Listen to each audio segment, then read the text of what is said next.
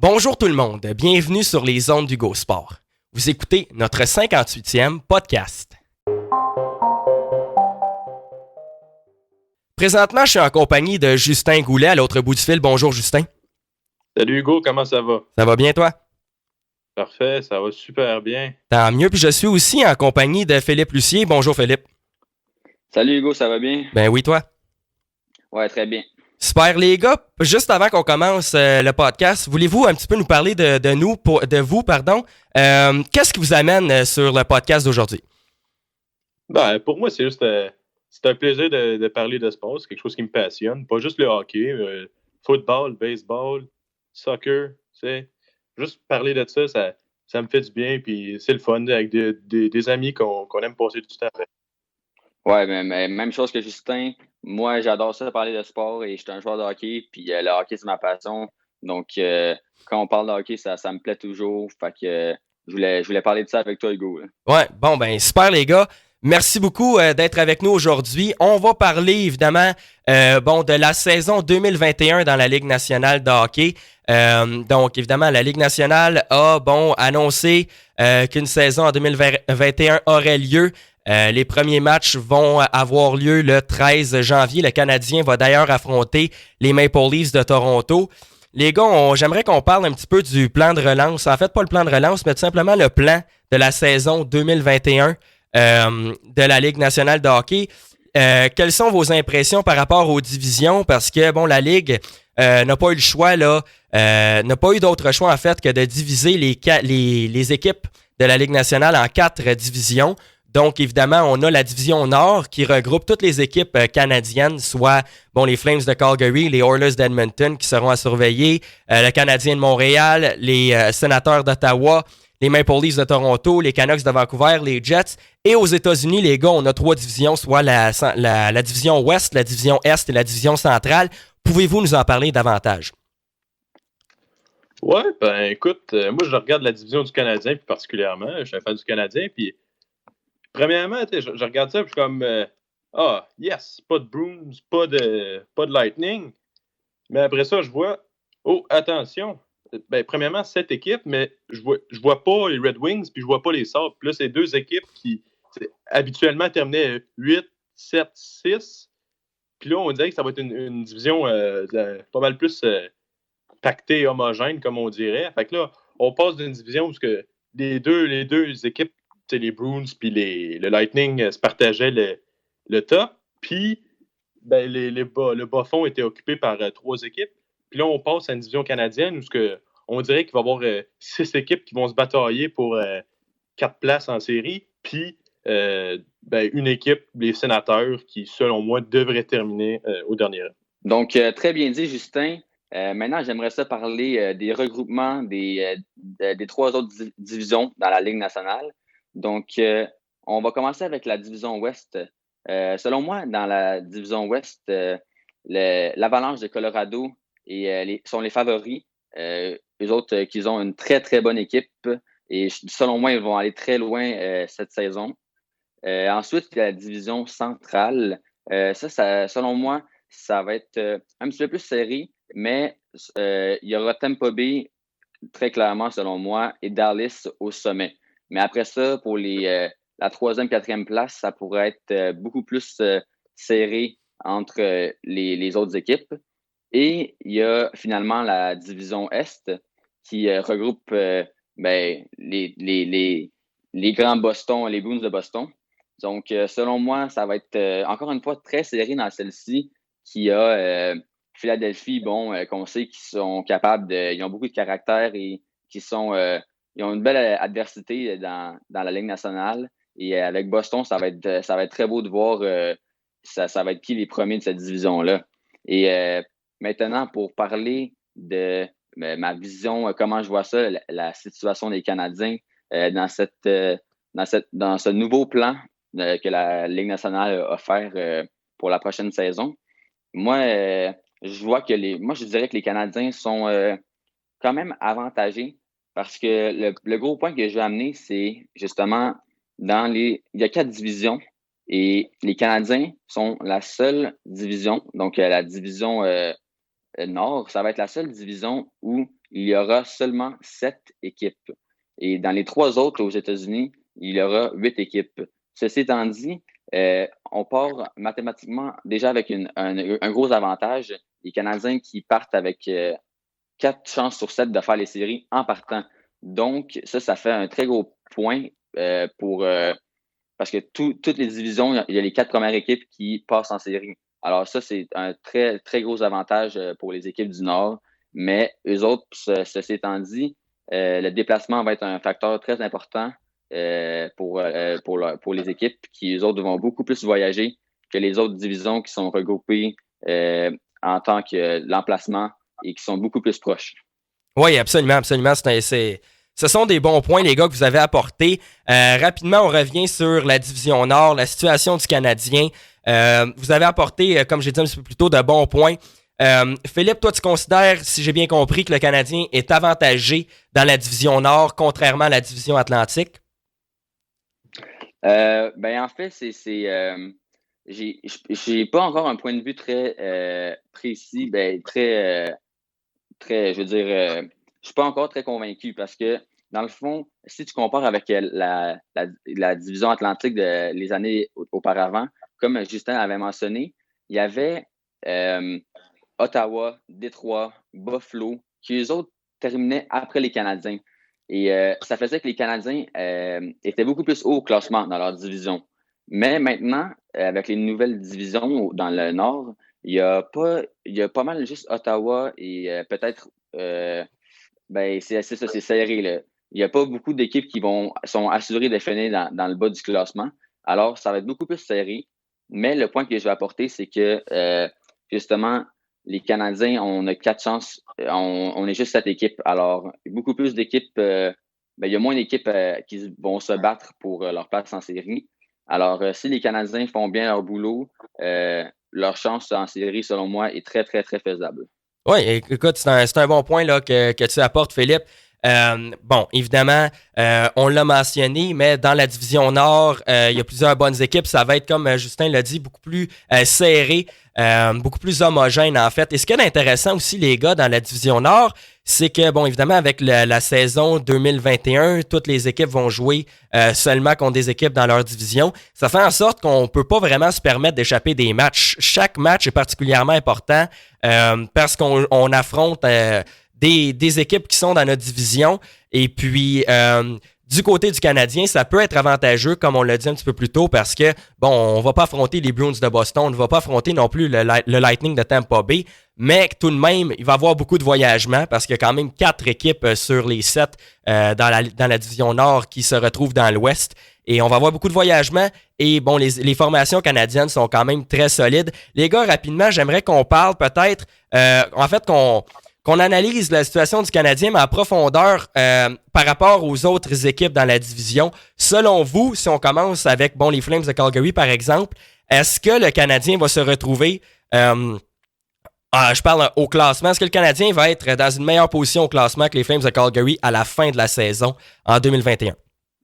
Très bonne question, Hugo. Puis c'est justement une question que je me posais aussi parce que je faisais mes prédictions, mes prédictions de classement tantôt. Puis selon moi, Oilers, Maple Leafs vont terminer 1-2. Après ça, ça va être très serré entre Montréal, Calgary, Vancouver puis Winnipeg. Je regarde ces équipes-là. Puis Calgary, ils ont quand même fait on parle des dernières années. Calgary, qu'est-ce qui leur manque?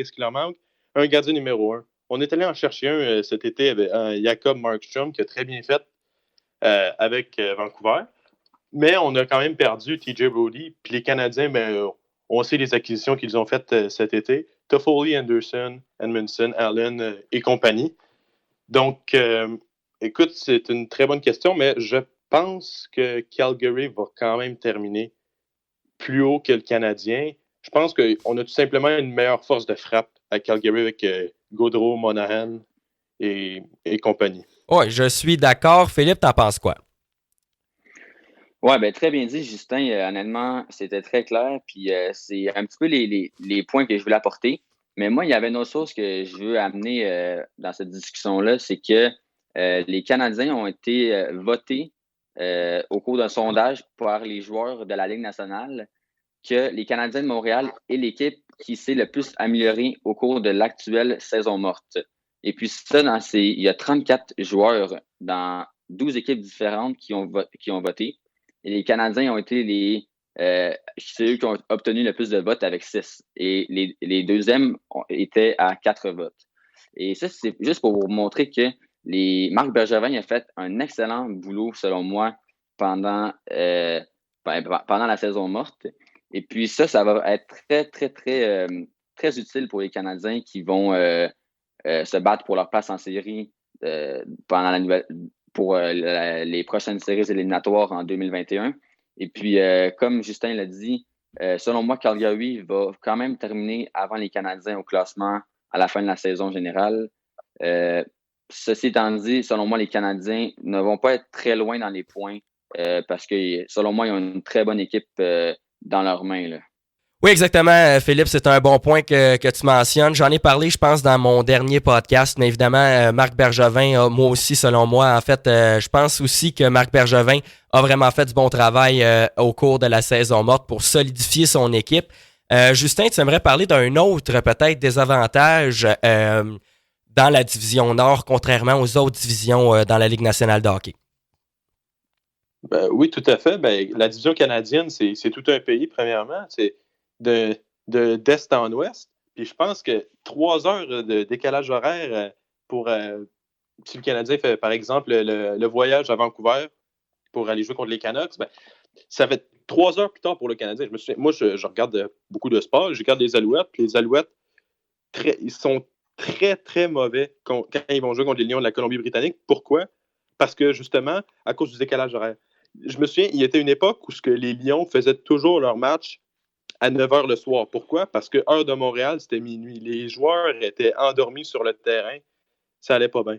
Donc, je pense qu'en plus, avec le voyagement dans les bulles et tout ça, je pense que ça va désavantager le Canadien d'aller jouer à des places comme à Vancouver, comme à Edmonton, comme à Calgary, justement à cause du décalage horaire.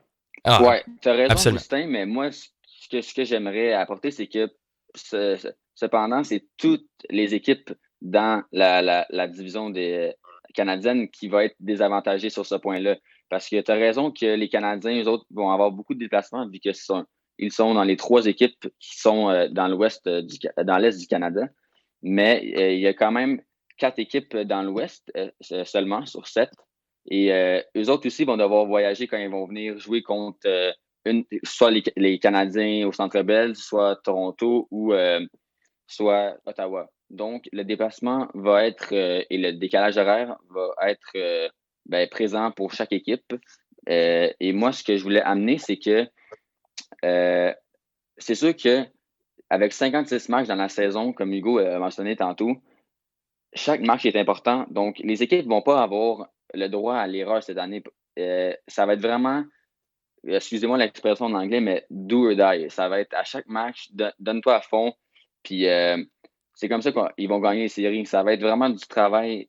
Il faudra que chaque équipe travaille fort pour avoir sa place en série. Surtout que dans la division canadienne, comme on l'a mentionné souvent auparavant, ça va être très serré. Donc, ça va être une question d'effort, là, parce que rendu là, tout le monde a du talent.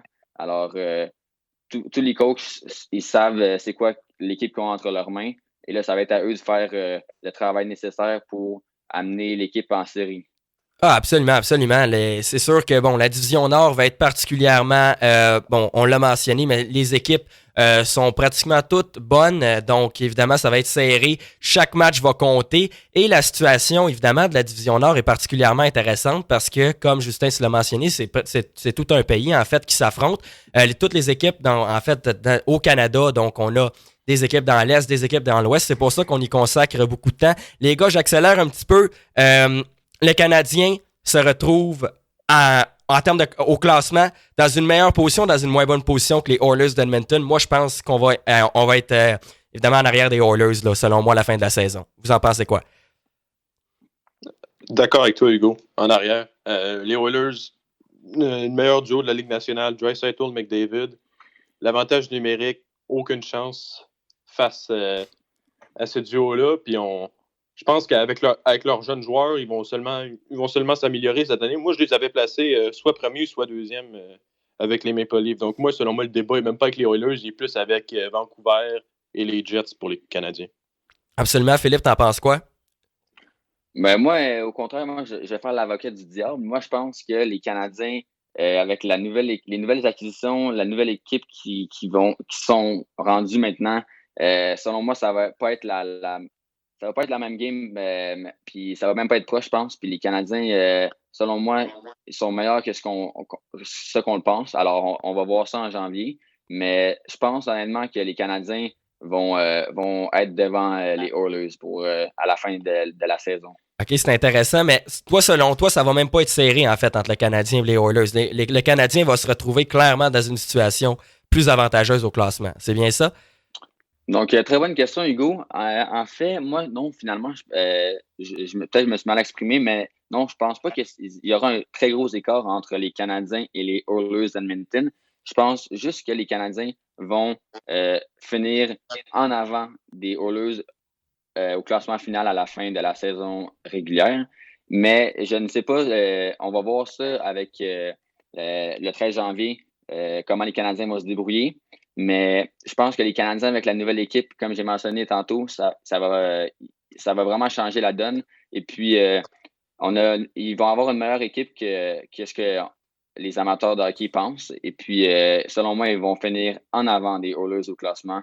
Et peut-être que ça va être très serré. Peut-être que ça va juste être 3, 4, 5 points. Mais définitivement, selon moi, ils vont finir devant les Oilers. Ouais.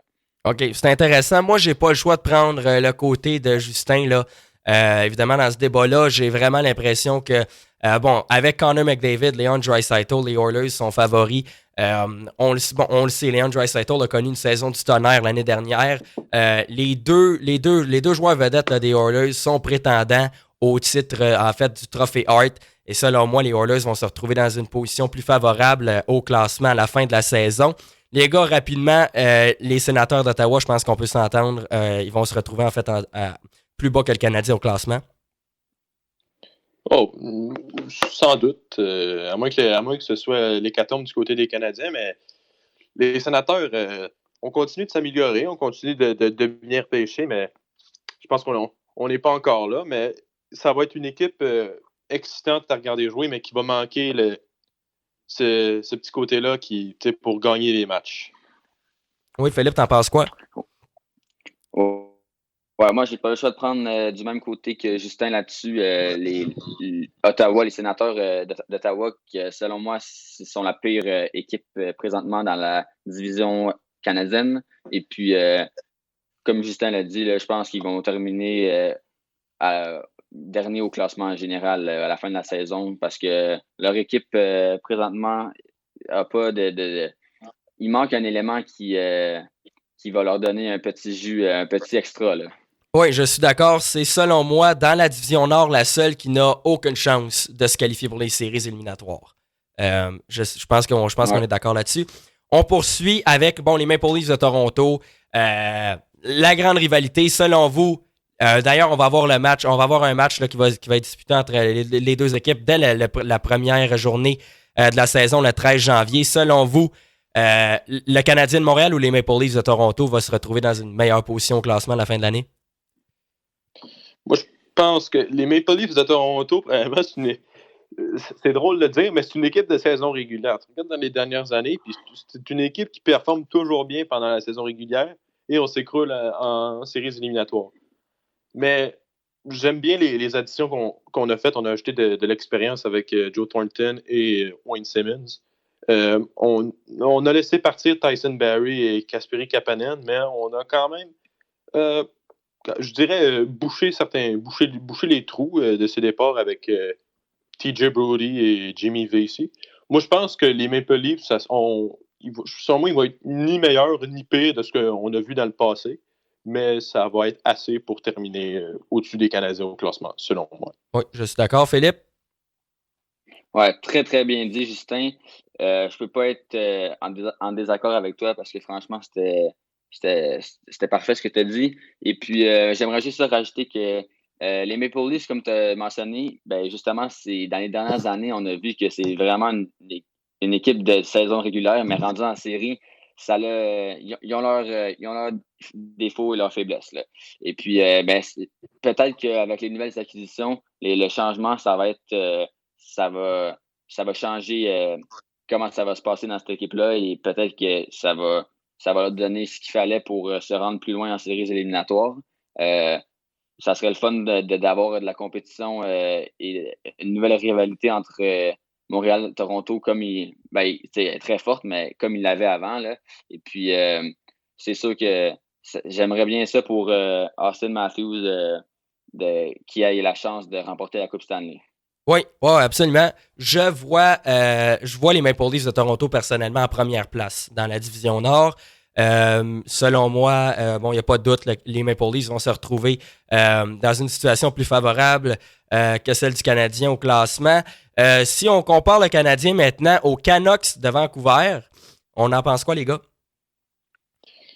Personnellement, j'adore les Canucks de Vancouver. C'est une de mes équipes préférées. Cependant, manque d'expérience du côté des Canucks. J'adore cette équipe.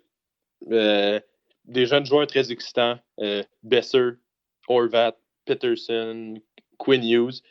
Tous des joueurs que j'aime regarder à la télévision, mais aussi des joueurs qui, je dirais, par moment, peuvent être naïfs par leur manque d'expérience. Par contre, j'adore l'addition de Braden Holtby dans les buts. Je pense que ça c'est... On n'aurait pas pu faire mieux, selon moi, avec les Canucks. Est-ce que c'est assez pour terminer au-dessus des Canadiens au classement? Selon moi, je pense que les Canadiens vont terminer plus haut que les Canucks. Mais encore là, je pourrais me tromper parce que avec le talent qu'on a sur l'alignement des Canucks, c'est une force de frappe incroyable, mais justement, avec la jeunesse comme ça, les Canucks peuvent exploser comme ils peuvent connaître une très mauvaise séquence. Oui, absolument, absolument. Philippe, t'en penses quoi? Est-ce que tu es d'accord avec Justin ou non? Je suis totalement en accord. Comme tu viens de le dire à la fin, moi, ce que je voudrais apporter, justement, c'est que, selon moi, les Canucks de Vancouver sont une équipe qui sont pas très constants. Alors, c'est difficile à prédire comment ils vont faire dans cette division-là à la fin de la saison et à quelle place ils vont terminer au classement dans la division canadienne. Parce que les Canucks, comme Justin l'a mentionné, c'est pas l'équipe la plus avec le plus d'expérience et puis justement peut-être que Braden Holtby ça va être ça la nouvelle flamme et puis ça va redonner espoir et confiance aux jeunes joueurs.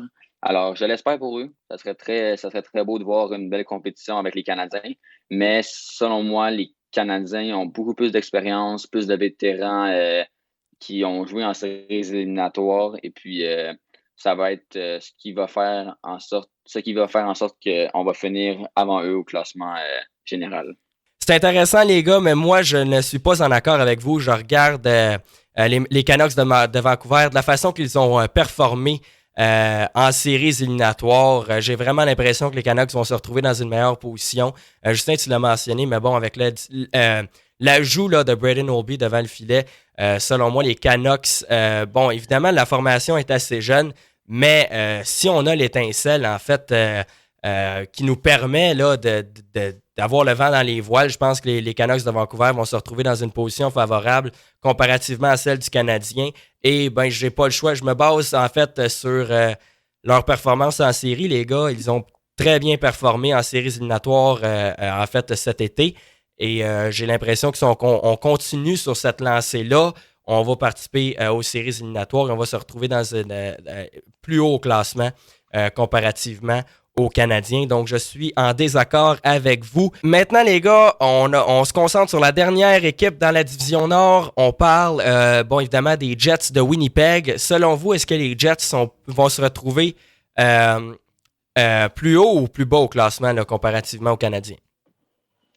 Les Jets, un peu à l'image des Maple Leafs, je trouve que c'est une équipe avec beaucoup de punch à l'attaque. Par contre, si tu regardes sur la ligne défensive, manque un peu de profondeur. Je trouve que Josh Morrissey est excellent. Neil Pionk peut être très bon par moment. Sauf que encore là, je vois une équipe de saison régulière. Par contre, équipe de saison régulière, est-ce qu'ils vont terminer plus haut que le Canadien?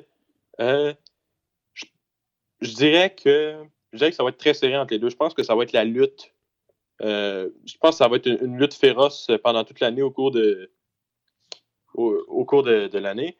Par contre, ce que j'ai peur, c'est que le Canadien a la mauvaise manie contre une seule équipe de perdre toute l'année. On l'a vu l'an passé avec les Red Wings. On s'est fait balayer par les Red Wings l'an passé. Puis excuse-moi de t'interrompre, Justin. C'est justement ça que je voulais amener juste après que tu as fini de parler. Les Canadiens l'an passé qui, en 4 occasions de battre les Red Wings, ont gagné aucune fois. Donc, moi, c'est ça. Si la tendance se poursuit, ça serait malheureux. Mais les Canadiens, si ça arrive qu'ils ont de la difficulté à trouver l'élément pour gagner contre une des 6 autres équipes dans leur division, ça serait dommage parce que chaque partie est importante. Et puis, d'en perdre à répétition contre la même équipe, ça ferait très mal aux Canadiens dans le classement général. Exactement. Comme j'allais dire, si cette tendance se poursuivait contre les Jets, je pense que ça en serait fait des Canadiens parce que moi, c'est ces deux équipes-là que je vois batailler pour le 4e rang, donc le rang d'équipe. En fait, la dernière place pour les séries. Ouais, OK. Dans cette division. C'est intéressant, Philippe. Selon toi, est-ce que les Jets de Winnipeg vont être plus haut au classement que le Canadien? Très bonne question. Encore là, j'ai vraiment de la difficulté à trancher, mais je pense que moi, en tant que partisan des Canadiens, j'ai pas le choix de dire les Canadiens. Et puis, si on regarde l'an passé, un bon autre point à amener, c'est que les Jets n'ont pas fait partie des séries éliminatoires. Alors, les Canadiens partent avec un petit plus au cours de cette saison de seulement 56 parties. Eux qui ont joué plus longtemps que les Jets l'an dernier. Alors, peut-être que ça va être l'élément qui va changer le cours de la saison pour les Canadiens. Très bon point. Écoutez, les gars, selon moi, en fait, il y a 4 équipes. En fait, plusieurs équipes vont s'affronter pour la 3e et la 4e place, selon moi. Donc, bon, évidemment, les Jets de Winnipeg, les Canucks de Vancouver, les Flames de Calgary et le Canadien, en fait. Selon moi, bon, il y a 2 places pour ces 4 équipes-là. Et puis, j'ai l'impression que le Canadien va être dans une situation plus avantageuse à la fin de l'année par rapport à celle des Jets de Winnipeg. Je pense que les Canadiens vont être un petit peu supérieurs, mais ça va être particulièrement serré. La lutte est très, très, très serrée dans cette division-ci. Mais je pense que le Canadien va se retrouver dans une position plus avantageuse. Les gars, disons-le ainsi, selon vous, tout simplement, le Canadien, est-ce que le Canadien va faire les séries? Et si oui, en combienième position? En fait, le Canadien va finir en combienième position au classement? Vont-ils faire les séries, selon vous? Moi, je vais y aller en premier. Je pense que le Canadien va terminer 4e et va participer aux séries éliminatoires cette année, en 2021. Vous en pensez quoi? Vas-y, Philippe. Moi, je suis du même avec toi, Hugo. Je pense que les Canadiens, c'est une équipe, on l'a vu l'an passé, dans les dernières années, ça joue souvent dans les dernières parties pour leur place en série. Et puis, selon moi, cette année, ils vont faire preuve d'un bon caractère et puis ils vont s'imposer et avoir leur place en série. Mais de justesse, comme tu viens de le mentionner, 4e sur 7 et 4e, c'est la limite. Alors, je suis du même avec toi. Les Canadiens, selon moi, vont terminer 4e dans la division canadienne. Et si je peux ajouter, ça va être, selon moi, particulièrement serré là, entre la 4e place, la 5e et la 6e. Là. Je pense que, bon, moi, je vois peut-être les Flames en 5e place ou puis les Jets. En tout cas, je pense que ça va se déterminer là, par quelques points seulement, là, la participation aux séries. Justin, t'en penses quoi? Moi, je pense qu'ils vont terminer 5e. Oui? Malheureusement. Oui, je pense qu'ils vont terminer 5e parce que manque de punch à l'attaque, encore une fois. J'aime l'addition de Tyler Toffoli, mais c'est un gars qui va devoir en donner plus que ce qu'il a démontré dans le passé. C'est toujours ça le problème avec les Canadiens, c'est qu'on a beaucoup de gars qui font 50 points par année, mais ça va prendre un gars qui va en donner 70-80. Puis de ce que je regarde dans notre alignement, puis il n'y a personne qui est capable de faire ça. Donc, il y a certains joueurs qui vont devoir élever leur jeu d'un cran, puis ça ne veut pas dire qu'ils vont le faire. Je regarde, moi, je pense que les équipes qui vont terminer devant le Canadien, Edmonton, Toronto, Calgary et Winnipeg, c'est toutes des équipes qui ont déjà leur franc-tireur, qui ont déjà leur gars de 80 points, Lainé, Scheifele, Wheeler, les Jets. À Calgary, on a Gaudreau, on a Monahan, on a Tkachuk. À Edmonton, on a McDavid et Draisaitl. Et à Toronto, ben, on a Matthews, on a Marner et Tavares. Par contre, je regarde à Montréal, puis Nick Suzuki sur le premier trio, là, ça reste à déterminer, là, mais supposons avec Jonathan Drouin, c'est pas un 70 points assuré. Donc, pour cette raison-là, je pense que le Canadien va manquer de buts et on va terminer 5e. Je comprends ton point, mais peu d'équipes dans la Ligue nationale de hockey peuvent se vanter d'avoir un gardien de but qui peut autant faire la différence que Carey Price devant la cage. Moi, j'ai l'impression, en fait, ça va surtout reposer sur les épaules de Carey Price cette année parce que ça va être particulièrement serré. Ça va être un petit peu comme en fait en série face aux Penguins de Pittsburgh. Si Carey Price performe comme il l'a fait en série cet été, il n'y a pas de doute que le Canadien va se retrouver en séries éliminatoires. Donc, ça va être intéressant de voir si Carey Price va être en mesure de poursuivre sur sa lancée ou va-t-il chuter en fait en 2021. C'est sûr que si Carey Price connaît une saison lamentable devant le filet du Canadien, le Canadien n'a pas de chance parce que la division est tellement compétitive. Il y a d'autres équipes qui vont sauter sur l'occasion et en profiter là, pour s'inscrire, se qualifier pour les séries éliminatoires. Philippe, quelles sont les équipes qui vont participer aux séries selon toi? Selon moi, ça va être, bien entendu, selon moi, Edmonton, Toronto, Calgary et Montréal. Parce que, comme tu l'as mentionné aussi, pour ton point de vue, Hugo, Carey Price est un gardien de but excellent que chaque équipe aimerait avoir devant son filet. Et puis aussi, il faut mentionner que les Canadiens ont non seulement un gardien des plus hauts niveaux que tu vas avoir, mais aussi maintenant avec la nouvelle acquisition de Edmondson, maintenant il y aura Romanov, on va voir comment il va se débrouiller. Carey Price aura une très, très bonne défensive devant son filet pour le défendre. Alors, selon moi, ça ne va pas être la défensive le problème, mais plus comment ils vont se débrouiller à l'attaque. Et surtout qu'on sait que l'avantage numérique des Canadiens n'est pas leur force. Alors, ça serait bien de voir un changement à ce niveau-là. Excellent. Ben, merci beaucoup, les gars, d'avoir été avec nous. C'est ce qui termine notre podcast. Merci à ceux qui nous ont écoutés là, sur YouTube. Les gars, je vous remercie encore une fois d'avoir été avec nous. J'espère que vous avez eu du plaisir. Oui. Merci beaucoup. Merci de l'invitation. Ben oui, sans problème. Ouais. Et puis, on aura l'occasion de se reparler dans les prochaines semaines ou dans les prochains mois, évidemment, pour reparler du Canadien de Montréal ou pour parler de d'autres sports aussi. En fait, pour parler de l'actualité sportive. Donc, c'est ce qui va conclure le podcast. J'espère que vous l'avez apprécié. Si oui, ne vous gênez pas pour liker la vidéo, vous abonner à la chaîne, interagir avec nous dans les commentaires. Est-ce que, selon vous, le Canadien va faire les séries éliminatoires dans la division Nord? Vous pouvez l'écrire en bas. Et puis, on va se revoir dans une prochaine vidéo. Donc, merci encore une fois et à la prochaine.